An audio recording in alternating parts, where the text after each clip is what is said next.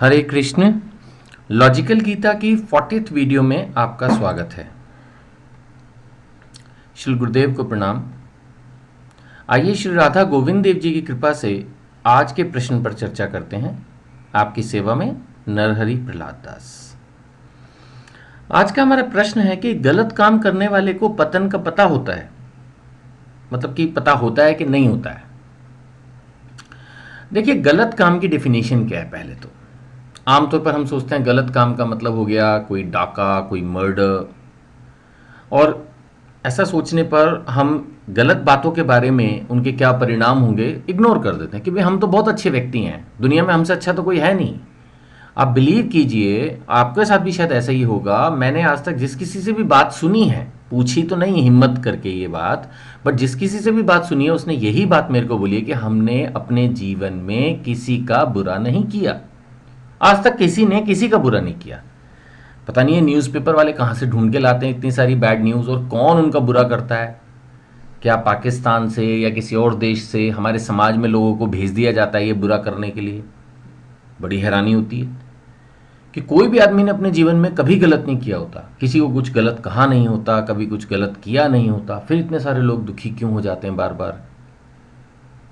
Actually हम गलत कर रहे होते हैं लेकिन हमें वो सही लगता है।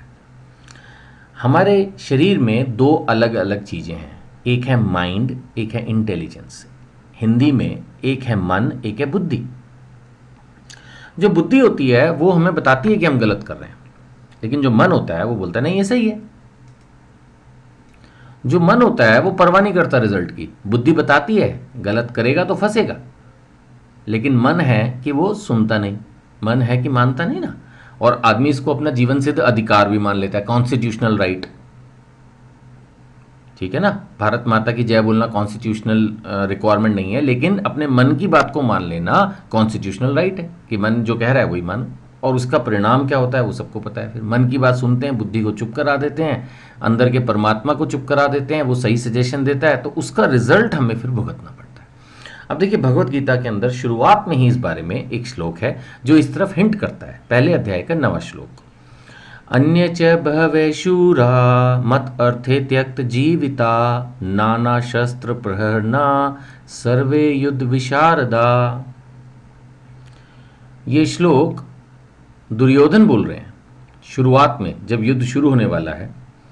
वो कह रहे हैं ऐसे अन्य अनेक वीर हैं जो मेरे लिए अपना जीवन त्याग करने के लिए उद्यत हैं, विविध प्रकार के हथियारों से सुसज्जित हैं और युद्ध विद्या में निपुण हैं। तो स्वयं दुर्योधन जानते हैं कि जो लोग उनके लिए लड़ रहे हैं वो बेशक हथियारों से सुसज्जित हैं, पावरफुल हैं, युद्ध विद्या में निपुण हैं, लेकिन तब भी वो मेरे लिए अपना जीवन त्याग करेंगे। लिखा है ना, अनेक वीर जो मेरे लिए अपना जीवन त्याग करने के लिए उद्यत है। कहीं ना कहीं दुर्योधन को भी पता था कि वो अधर्म की तरफ है। उधर पांडव हैं, वो धर्म के साथ हैं, उनके साथ स्वयं भगवान है। पता सबको होता है। यही मैं बताना चाह रहा हूं कि जो दुर्योधन की स्थिति है कहीं वो हमारी स्थिति ना हो, कि पता है कि जो खुद है मरना है, जो साथ में वीर है वो कितने भी पावरफुल है उनको भी मरना है, फिर गलत काम करना। अब जो लोग रिश्वत लेते हैं या ऑफिसों में गड़बड़ करते हैं जानते बूझते हुए, वो यही सोचते हैं कि भाई उनका कुछ नहीं होगा, कोई गलती नहीं होगी, जनता को तंग करते हैं, अपना एटीट्यूड दिखाते हैं। मैं कहता हूँ सब कुछ गलत है। अगर आप किसी पोस्ट पे हैं, स्पेशली गवर्नमेंट डिपार्टमेंट में, तो you should try to serve, help करने की कोशिश करो। आप जानबूझ के लेट जाते हैं, लंच आवर्स में आप लेट तक बाहर गप्पे मारते हैं, क्या इससे क्या आपको बहुत ज़्यादा खुशी मिलती है? बाहर पब्लिक आपका वेट कर रही है। ये तो एक सिचुएशन हुई। ऐसे मतलब हम किसी भी सिचुएशन में देख सकते हैं घर की। अगर एक बच्चा भी अपनी पढ़ाई ठीक से नहीं कर रहा तो वो भी उसी कैटेगरी में है। एक गृहिणी भी अगर अपने घर का ठीक से ख्याल नहीं कर रही तो वो भी उसी कैटेगरी में है। एक पुरुष भी जो है वो अपने ऑफिस के अंदर कम ध्यान दे रहा है, उसका ध्यान जो है वो मान लेते हैं दूसरी चीज़ों में है, चाहे वो कुछ भी हो, ताश खेलने में है, बहुत ज़रूरत से ज़्यादा मैच देखने में है। कुछ लोग तो दूसरे घर की स्त्रियों से ही अपना मेलजोल बढ़ाने में विश्वास रखते हैं, हर समय नेट के ऊपर जो है अपने आप को इन चीज़ों में बिजी रखने की कोशिश करते हैं, उल्टी सीधी पिक्चरें देखना, और मतलब ये सोचते हैं कि ये उनका जीवन सिद्ध अधिकार है, फिर उनका पतन होगा। भगवान ने कहा, ये तो स्वयं दुर्योधन जो धर्म के साथ नहीं था उसको पता है, वो बोल रहा है कि जो वीर मेरे साथ हैं वो हर तरह से पावरफुल हैं, युद्ध विद्या में निपुण है, लेकिन अपना जीवन त्याग करेंगे। वो पता उसको भी था कि इन सबको मरना।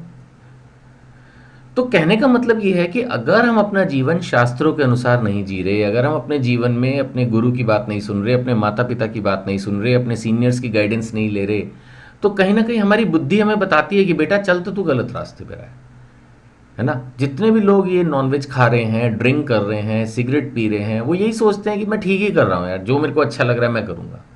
फिर एक दिन भयानक परिणामों से गुजरना पड़ता है। सोचते नहीं है, उनको यही लगता है, जैसे है ना हथियारों से सुसज्जित है, उनको लगता है हमारा शरीर बहुत मजबूत है। वो जितनी भी हम ड्रिंक कर रहे हैं या नॉनवेज की गंदगी अपने शरीर में डाल रहे हैं या जो भी हम गलत काम कर रहे हैं वो हमारा शरीर झेल लेगा, मेरे में ताकत है इतनी। भाई साहब जवानी में तो सब में ताकत होती है, जैसे जैसे एज बढ़ेगी फिर वो सब परिणाम सामने आएंगे, तब पछताना पड़ेगा, है ना। और समय रहते जो संभल जाए वो व्यक्ति अच्छा, नहीं तो दुर्योधन वाली स्थिति होगी, एक एक करके सारे मारे जाते हैं। ऐसे हमारे भी शरीर के अंदर जो ताकत है वो एक एक करके खत्म हो जाती है। चलिए ज़्यादा नहीं बोलना चाहता आज इस विषय पे, इतना ही है। हरे कृष्णा।